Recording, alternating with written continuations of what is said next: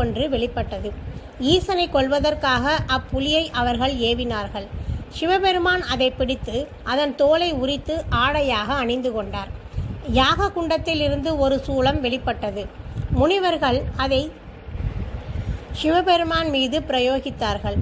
எம்பெருமான் அந்த சூலத்தை தம் கையால் கிரகித்து கொண்டு, எனக்கு எப்போதும் ஆயுதமாக இருந்து வா என்று அருளினார். தாங்கள் செய்த முயற்சிகள் தோல்வியுற்றதும் முனிவர்கள் மேலும் உக்கிரமாக யாகம் செய்தார்கள். ஜுவாலை விட்டு எரியும் அக்னியிலிருந்து மான்குட்டி ஒன்று வெளிவந்தது. முனிவர்கள் அதை ஈசன் மீது ஏவினார்கள். சகல அண்டங்களையும் கிடுகிடுக்கச் செய்யும் வேகத்தோடு அந்த மான்குட்டி நிலத்தை உதைத்து கொண்டு பாய்ந்தது. ஈசன் அதை உற்று பார்த்ததும் அதன் வேகம் அடங்கிவிட்டது. அதை பிடித்து, நீ எப்போதும் என் காதுக்கு அருகில் இருந்து இனிய குரலில் உதவுவாயாக என்று சொல்லி இடக்கரத்திலே பிடித்து கொண்டார்.